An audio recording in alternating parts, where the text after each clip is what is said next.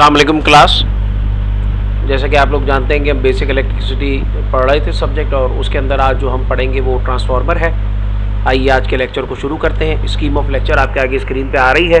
Transformer के बारे में सबसे पहले डिस्कस करेंगे, उसके बेसिक फंक्शन को पढ़ेंगे, ऑपरेशन को किस तरह से वो ऑपरेट करता है, और कंपोनेंट्स को डिस्कस करेंगे। फिर उसकी कोर, एक कंपोनेंट होता है ट्रांसफार्मर में, वो बड़ा इंपॉर्टेंट कंपोनेंट होता है जिसको कोर कहते हैं, और कोर ही वो कंपोनेंट होता है जिसके ऊपर आपकी वाइंडिंग्स ट्रांसफार्मर की जो है उसके ऊपर रैप अप हुई भी होती हैं। तो वाइंडिंग्स के कोर के बारे में स्टडी करेंगे, उसके करैक्टरिस्टिक्स को देखेंगे, कौन से मटेरियल्स की कोर किस फ्रिक्वेंसी के लिए और किस तरह की एप्लीकेशन के लिए यूजेज है उसका। देन शेल कोर और हॉलो कोर, ये दो कॉमन टाइप्स ऑफ कोर्स हैं, इनकी शेप्स होती हैं, इनको देखेंगे और डिस्कस करेंगे। देन ट्रांसफार्मर वाइंडिंग्स के बारे में पढ़ेंगे, और at the end schematic symbol of transformer को देखेंगे। ट्रांसफार्मर क्या है जी? A transformer is a device that transfers electrical energy from one circuit to another. Transformer एक डिवाइस है जो कि इलेक्ट्रिकल एनर्जी को एक सर्किट से दूसरे सर्किट में ट्रांसफॉर्म करती है by electromagnetic induction. Electromagnetic induction ये होती है कि अगर आपके पास कोई कॉइल है और आप उस कॉइल के पास एक मैग्नेट लेके आते हैं और उसको करीब लेके जाते हैं और फिर दूर ले जाते हैं, तो वो जो आपका जो कॉइल है वो उस मैग्नेट से निकलने वाला जो मैग्नेटिक फ्लक्स है उसके साथ लिंक हो जाता है, और जब आप उसको करीब लाते हैं और ले जाते हैं तो जो फ्लक्स जो होता है, जो कॉइल के साथ लिंक होता है, वो चेंज होता है। और जब flux link with the coil change होता है तो आपकी जो वाइंडिंग होती है उसके टर्मिनल्स पे ईएमएफ इंड्यूस हो जाती है। ये जो फिनोमेना होता है इसको इलेक्ट्रोमैग्नेटिक इंडक्शन कहते हैं। प्रीवियस क्लासेस में हमें पढ़ा है सेल्फ इंडक्शन होती है कि अगर एक कॉइल के अंदर से एक ऐसा करंट पास हो रहा है जो कि वेरी कर रहा है, एसी करंट है, वेरी कर रहा है अपनी डायरेक्शन के अंदर भी, और उसके अंदर वेरिएशन आ रही है उसके एम्पलीट्यूड में भी, तो एज अ रिजल्ट क्या होता है कि उसी कॉइल के अंदर अगर एक ईएमएफ इंड्यूस हो जाती है, that is known as the back EMF, तो वो या काउंटर ईएमएफ, वो जो ईएमएफ होती है वो बेसिकली सेल्फ इंडक्शन की वजह से प्रोड्यूस होती है। और म्यूचुअल इंडक्शन ये होता है कि अगर एक कॉइल है और उसके अंदर से आप अल्टरनेटिंग करंट पास करते हैं जिसकी डायरेक्शन भी चेंज हो रही है और जिसकी एम्पलीट्यूड में भी वेरिएशन आ रही है, तो वो फ्लक्स जब बराबर में एक और कोई कॉइल रखी होती है उसके साथ लिंकअप होता है, तो उसके साथ जब लिंकअप होता है तो उसके अंदर वेरिएशन जो आती है फ्लक्स में, उसकी वजह से ईएमएफ इंड्यूस हो जाती है सेकंड कॉइल के अंदर, या उसको आप कह लें जी सेकंड कॉइल में इंड्यूस हो। ये आपके आगे पिक्चर भी बनी हुई है और वो सेम प्रिंसिपल आपको बता रही है। इसको म्यूचुअल इंडक्शन कहते हैं। बोथ जो है वो टाइप्स हैं इलेक्ट्रोमैग्नेटिक इंडक्शन की। ये म्यूचुअल इंडक्शन इसको कहते हैं कि अभी आप देखें यहाँ पर आपके पास V1 जो है वो एक वोल्टेज सोर्स है जो अल्टरनेटिंग सोर्स है, यानी एसी करंट अप्लाई कर रही है कॉइल, फर्स्ट कॉइल के अंदर से जब करंट गुजरा है, तो आप देखिए ये डॉटेड लाइंस जो है ये क्या है? बेसिकली ये मैग्नेटिक फ्लक्स है, और ये मैग्नेटिक फ्लक्स जब कट कर रहा है, ये लिंक हो रहा है, जब ये कट कर रहा है आपकी सेकेंड कॉइल को, तो नतीजतन उसके अंदर ईएमएफ इंड्यूस हो रही है जिसको V2 कहते हैं, लिखा हुआ इंड्यूस्ड वोल्टेज। ये जो इंड्यूस्ड वोल्टेज है, ये इंड्यूस्ड ईएमएफ भी कहते हैं, इलेक्ट्रोमोटिव फोर्स भी कहते हैं, ये प्रोड्यूस हो रही है इस कॉइल के अंदर, सेकेंडरी कॉइल में या सेकेंडरी कॉइल में या सेकेंड कॉइल के अंदर। तो ये जो फिनोमेना है ये इलेक्ट्रोमैग्नेटिक इंडक्शन कहलाता है, और इसको अगर आप मोर प्रिसाइज हो जाएं तो इसको कहते हैं जी म्यूचुअल इंडक्शन इसको कहते हैं। जब एक कॉइल में से एक ऐसी अल्टरनेटिंग करंट पास होता है तो एक अल्टरनेटिंग मैग्नेटिक फील्ड प्रोड्यूस होती है जो क्लैप्स कर जाती है और देन फिर वो एक्सपेंड करती है और कॉन्ट्रैक्ट करती है, और ये जब इस तरह की जो मैग्नेटिक फील्ड है, जो चेंजिंग मैग्नेटिक फील्ड है, वो लिंक करती है आपके कॉइल के साथ, तो उसके अंदर ईएमएफ इंड्यूस हो जाती है। ये as per Faraday law. Previous classes में हमने पढ़ा था कि EMF induce is directly proportional to the rate of change of flux. जो फ्लक्स चेंज होता है विद रिस्पेक्ट टू टाइम, तो उसके साथ डायरेक्टली प्रोपोर्शनल होती है EMF, rate of change of flux. जब फ्लक्स चेंज होता है विद रिस्पेक्ट टू टाइम तो ईएमएफ इंड्यूस हो जाती है, and that is known as the phenomena of electromagnetic induction. जब भी किसी कॉइल के साथ लिंकअप हुआ जो मैग्नेटिक फ्लक्स है वो चेंज करेगा, इसकी इक्वेशन बनती है EMF is equal to minus n is the number of turns. ये जो आपको नजर आ रहे हैं कॉइल, इसके अंदर ये जो आपको ये नजर आ रहे हैं ये नंबर ऑफ टर्न्स है जो आपने रैप अप किया हुआ इसको, तो n multiply by delta phi upon delta t, यानी कि the rate of change of flux, तो उसके प्रोपोर्शनल होती है। जितना ज़्यादा फ्लक्स चेंज होगा उतना ही within specific period of time, within unit time, उतनी ही ज़्यादा ईएमएफ इंड्यूस होगी। नंबर ऑफ टर्न्स बढ़ा देंगे तो भी ईएमएफ जो है वो ज़्यादा बढ़ जाएगी, ईएमएफ का जो मैग्नीट्यूड है वो बढ़ जाएगा। The electrical energy is always transferred without a change in frequency. जो आप इलेक्ट्रिकल एनर्जीज को देते हैं उतनी ही फ्रिक्वेंसी जो है वो आगे ट्रांसफर होती है, फ्रिक्वेंसी में चेंज नहीं आता, but may involve changes in magnitude of voltage and current. लेकिन वोल्टेज और करंट के मैग्नीट्यूड में वेरिएशन आती है।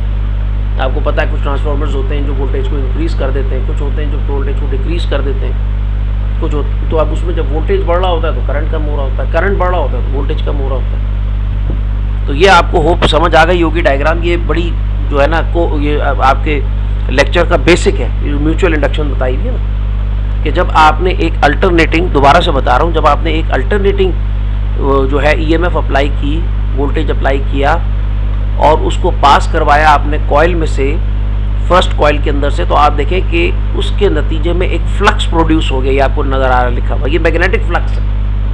और ये मैग्नेटिक फ्लक्स जो है ये चेंज होगा, ये एक्सपेंड होगा, कॉन्ट्रैक्ट होगा, डिपेंडिंग, आपको पता है एसी के अंदर एम्पलीट्यूड कभी बढ़ता है कभी कम होता है, और जब बढ़ेगा और कम होगा तो उसकी वजह से आपका जो फ्लक्स है वो चेंज होगा। और ये जो चेंज इन फ्लक्स होगा ये जब कट करेगा, ये जब लिंक होगा आपके सेकंड कॉइल के साथ, तो सेकंड कॉइल में ईएमएफ इंड्यूस हो जाएगी as per Faraday law of electromagnetic induction. उसने डिस्कवर किया कि ईएमएफ जो होती है वो डायरेक्टली प्रोपोर्शनल होती है rate of change of flux के, और आपके सेकंड कॉइल के अंदर आपको V1 जो वोल्टेज है ये आपको इंड्यूस्ड ईएमएफ मिल जाएगी। तो होप कि आपको समझ आ गया होगा। दोबारा इसके ऊपर गौर कीजिए ताकि आपको बेहतर तरीके से ये समझ आ जाए। अभी मैं आपके आगे एक छोटी सी सीबीटी चला रहा हूँ। आपको पता है computer based training CBT, it's part of our training system and it's very important. तो इस सीबीटी के अंदर आपको जो भी ट्रांसफार्मर के बारे में इंफॉर्मेशन है, उसकी एप्लीकेशन क्या है, उसकी टाइप्स क्या होती हैं, वो किस तरह से ऑपरेट करता है, ये सारी आपके आगे मैं रख देता हूँ ताकि आपको बेहतर तरीके से समझ आए कि ट्रांसफार्मर किस तरह से काम करता है, क्या उसका वर्किंग प्रिंसिपल होता है।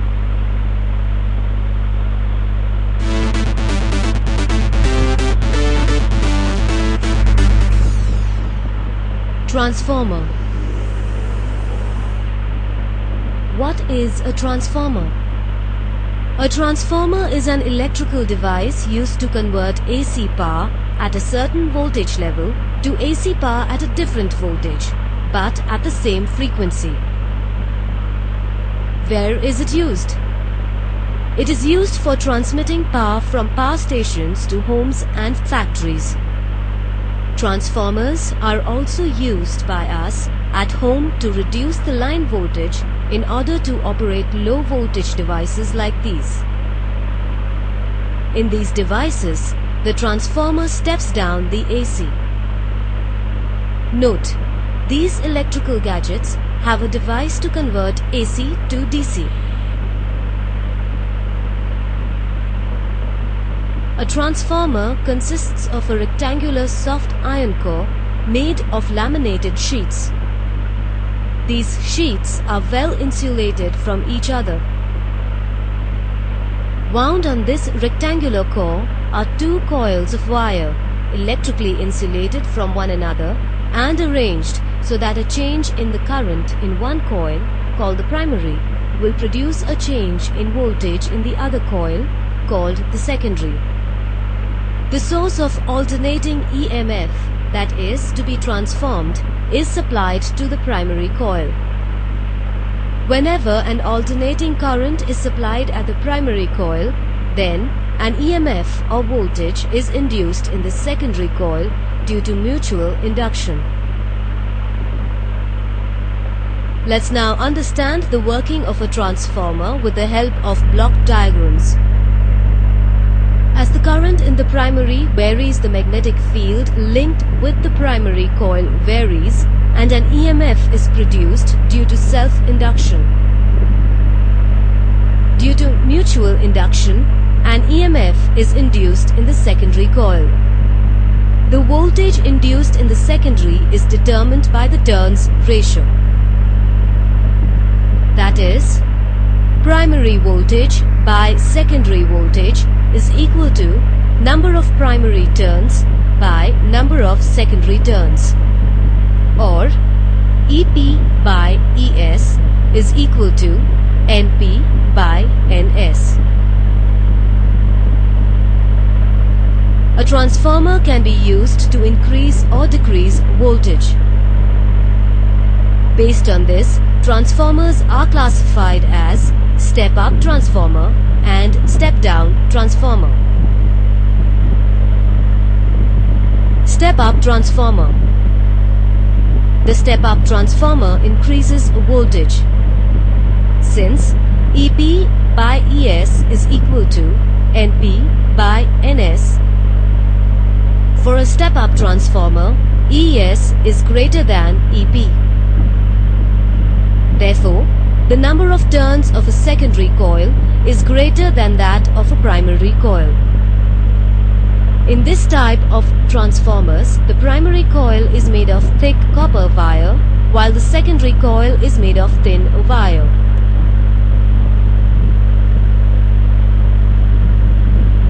A transformer is primarily used for transmission of electric energy over long distances.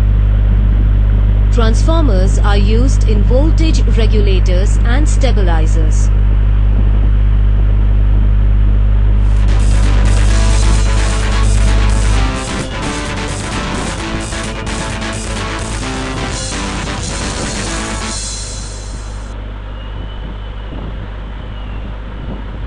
Basic operation of transformer. सबसे पहले जब हम बेसिक ऑपरेशन पे जाएं उससे पहले हम कंपोनेंट्स देख लें ट्रांसफार्मर के क्या हैं।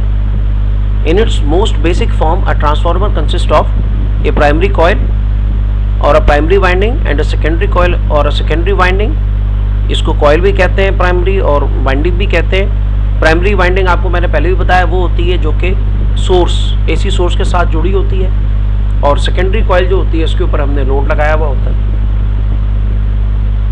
A core that supports the coil और वाइंडिंग्स। एक कोर होती है जिसके ऊपर ये वाइंडिंग्स जो हैं ये रैप अप हुई भी होती हैं। ये कोर और ये जो कोर होती है ये फेरोमैग्नेटिक मटेरियल की होती है, कभी कभी एयर की भी होती है। ये डिफरेंट मटेरियल्स की कोर होती है और ये कोर जो है इसके अंदर से फ्लक्स पास करता है।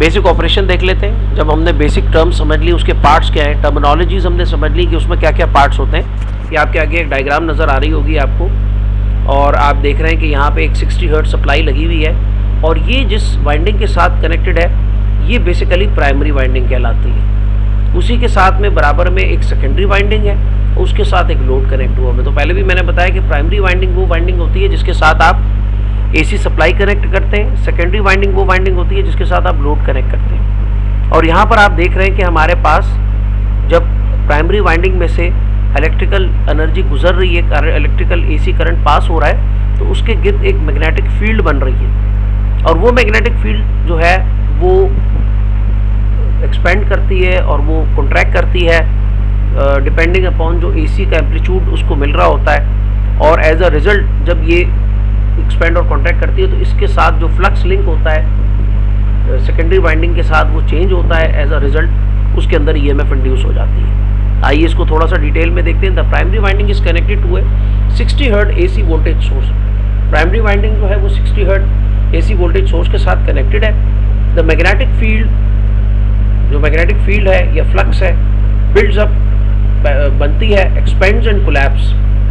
एक्सपेंड करती है, फैलती है जब पीक पर पहुंच जाता है AC साइकिल, एंड कोलैप्स, और जीरो पर जाता है तो बिल्कुल ख़त्म हो जाती है, कॉन्ट्रैक्ट हो जाती है। About the primary winding, primary winding के साथ वो के अंदर वो एक्सपेंड करती है और वो कोलैप्स करती है। आपको नज़र आ रहा है एक्सपेंड की हुई है, कोलैप्स करेगी तो बिल्कुल ख़त्म हो जाएगी। ये इसका जो है जब वेरिएशन आ रही होती है AC की, उसके साथ ये फिनोमेना हो रहा होता है। The expanding and contracting magnetic field, ये जो आपको डॉटेड लाइंस नज़र आ रही हैं ये जाहिर कर रही है मैग्नेटिक फील्ड को। तो क्या कह रहा है, the expanding and contracting magnetic field around the primary winding cuts the secondary winding. वो सेकेंडरी वाइंडिंग को कट करती है, आपको नजर आ रही है यहाँ पे कट कर रही है, सही, cuts the secondary winding and induces N alternating voltage in through the winding. और इसके अंदर एक इंड्यूस माने एक वोल्टेज पैदा कर देती है, एक वोल्टेज प्रोड्यूस कर देती है सेकेंडरी वाइंडिंग के अंदर। This voltage causes alternating current to flow through the load, और इसकी वजह से, इस वोल्टेज की वजह से अल्टरनेटिंग करंट फ्लो करने लगता है लोड में से। The voltage may be stepped up और step down. Voltage step up भी हो सकता है, step down, depend upon the number of turns. अगर number of turns primary winding के कम है, सेकेंडरी के ज़्यादा है, तो वोल्टेज स्टेप अप कर जाएगा। और अगर नंबर ऑफ टर्न्स प्राइमरी के ज़्यादा है और सेकेंडरी के कम है, तो वोल्टेज स्टेप डाउन कर जाएगा। तो क्या कह रहा है, the voltage may be step up और down depending on the design of the primary and secondary winding. ये प्राइमरी और सेकेंडरी वाइंडिंग के डिज़ाइन के ऊपर डिपेंड करता है। जैसा आपने उसको डिज़ाइन किया है उसके लिहाज से उसी तरह से वोल्टेज या तो स्टेप अप कर जाएगा या स्टेप डाउन कर जाएगा। कंपोनेंट्स मैंने आपको पहले भी थोड़ा सा ब्रीफ किया था, आगे आज जब अभी हम डिटेल में पढ़ते हैं। सबसे पहला इंपॉर्टेंट कंपोनेंट कोर होता है। कोर वो कंपोनेंट होता है जिसके ऊपर वाइंडिंग आपकी रैप अप होती है। The core which provides a path for the magnetic lines of flux. Core जो होती है वो पाथ प्रोवाइड करती है मैग्नेटिक लाइंस ऑफ फ्लक्स के लिए। The primary winding which receives energy from the AC source. Primary winding वो winding होती है जो जिसके अंदर एसी सोर्स जो होती है उससे आपके पास जो है वो वोल्टेजेस आ रहे होते हैं। The secondary winding which receives energy from the primary winding and delivers it to the load. Secondary winding वो होती है कि जो फ्लक्स चेंज हो रहा होता है वो उसके साथ लिंकअप होता है, उसको कट करता है, और वो जो भी उसके अंदर उसकी वजह से ईएमएफ इंड्यूस होती है वो उसको लोड को डिलीवर कर देती है energy.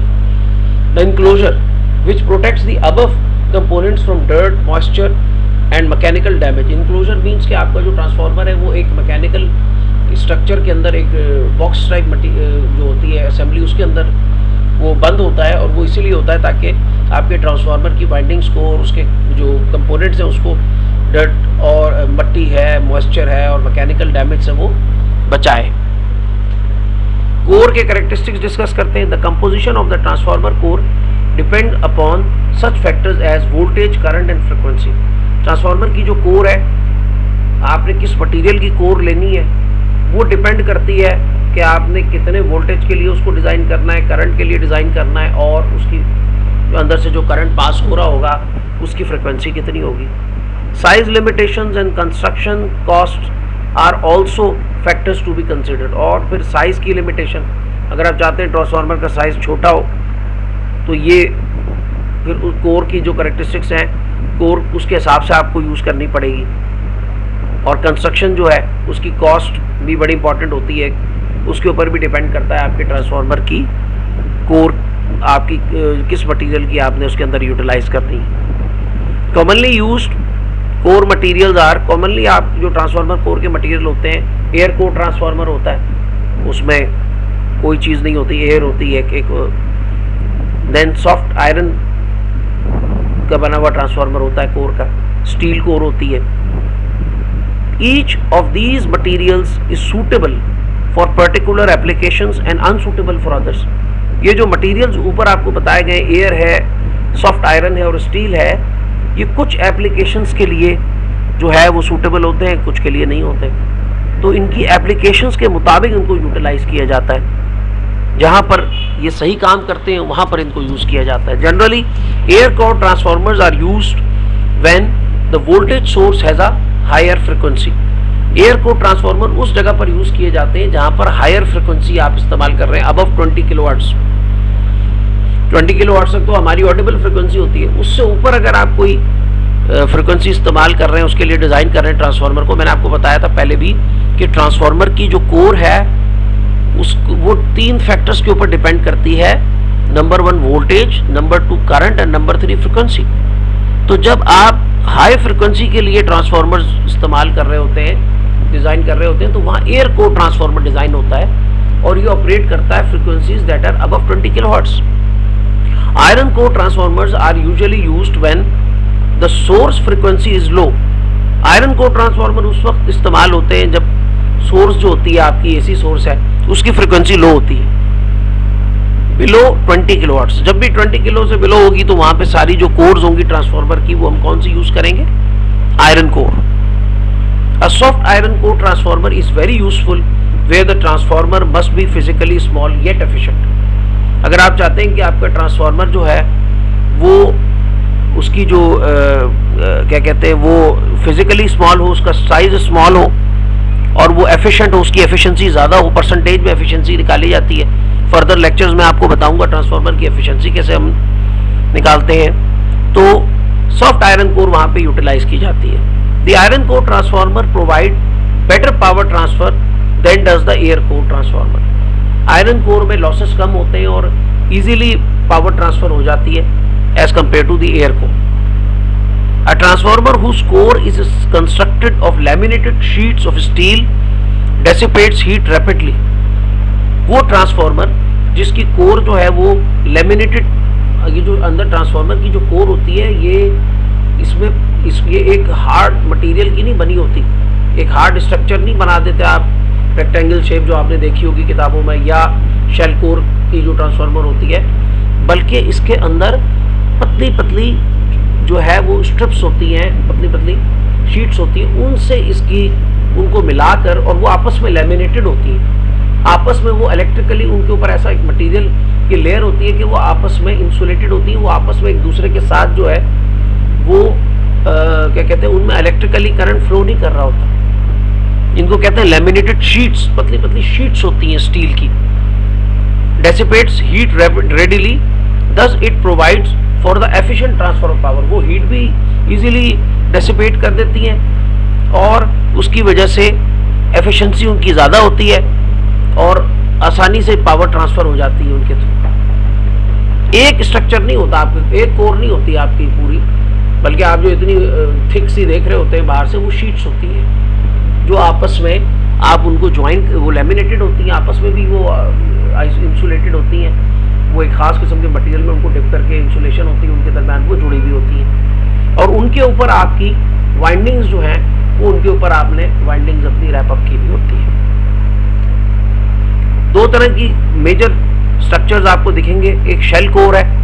The most popular and efficient transformer core is the shell core. बहुत कॉमनली ई और आई दो तरह की लेमिनेशन इसमें होती है शीट्स की, एक ई बना रही होती है, एक आई बना रही है, और ये ई और आई मिलके ये आप देख रहे हैं लेमिनेटेड। ये मैंने आपको पहले भी बताया कि यहाँ पे ये एक नहीं होती, सॉलिड स्ट्रक्चर नहीं होता, बल्कि इसमें ये छोटी छोटी शीट्स होती हैं ई और आई, और ये आपस में मिलाकर आपकी ये कोर बनती है, और इसके ऊपर फिर हम अपनी ये खास किस्म का मटेरियल होता है जिसकी वजह से ये जो है वो लेमिनेटेड होती है एक दूसरे के साथ, इनकी आइसोलेशन होती है, ये इंसुलेटेड होती हैं, ये एक दूसरे के साथ, इनके अंदर से करंट पास नहीं हो रहा होता अंदर, और ये जो आप देख रहे हैं कि शीट्स होती हैं, इनको मिलाकर आपकी कोर बनाई जाती है। ये कोई एक, ये नहीं है कि एक बड़ा सॉलिड ब्लॉक है और उसके अंदर से काट के उसको बना दिया, नहीं। और इसके बहुत सारे फ़ायदे हैं। ये हीट इजीली डेसिपेट कर देती हैं, ये जो है ये आसानी से पावर ट्रांसफ़र होता है, ये एफिशिएंसी इसमें ज़्यादा होती है। तो ये मोस्ट पॉपुलर और एफिशिएंट कोर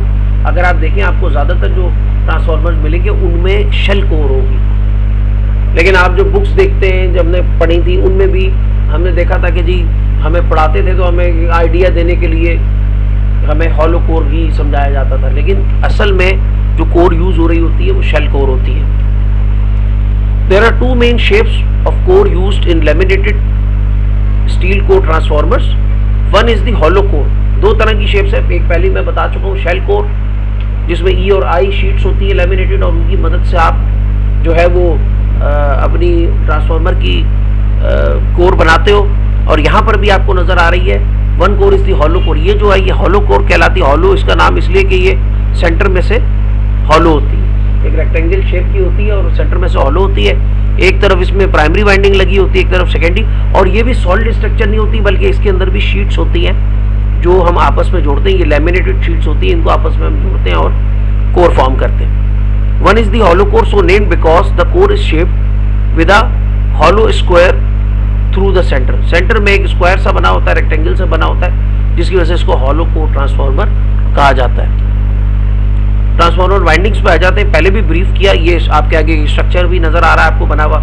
इसमें आपको क्या दिखा रहा है जी कि दो तरह की वाइंडिंग्स होती हैं, ये डायग्राम समझ लें।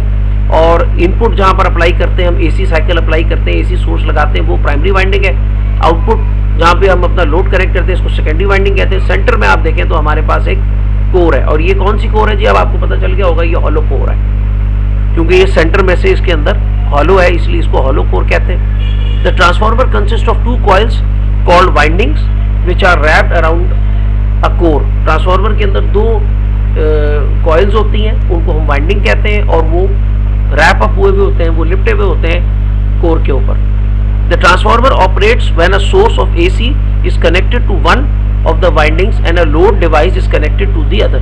ट्रांसफार्मर उस वक्त ऑपरेट करता है जब हम जो हमारी प्राइमरी वाइंडिंग है उसके साथ एसी सोर्स कनेक्ट करते हैं और सेकेंडरी वाइंडिंग के साथ हम लोड कनेक्ट करते हैं. The windings that is connected to the primary that is connected to the AC source is called the primary winding. जो एसी सोर्स के साथ कनेक्ट होती है उसको प्राइमरी वाइंडिंग कहते हैं. The winding that is connected to the load is called secondary winding. जो load के साथ कनेक्ट होती है उसको सेकेंडरी वाइंडिंग कहते हैं. तो ये दो तरह की वाइंडिंग्स होती हैं हमारे पास. एक प्राइमरी वाइंडिंग ये कॉपर की बनी होती है, एक प्राइमरी वाइंडिंग होती है, एक सेकेंडरी वाइंडिंग होती है. और ये वाइंडिंग्स बड़ा इंपॉर्टेंट रोल प्ले करती हैं. ये वाइंडिंग्स जो होती हैं इनके जो टर्न्स होते हैं, अब आप यहाँ देख रहे हैं कि यहाँ पर ये जो आप डायग्राम देख रहे हैं इसमें आप देखें तो प्राइमरी वाइंडिंग्स के टर्न ज़्यादा हैं और सेकेंडरी के कम है.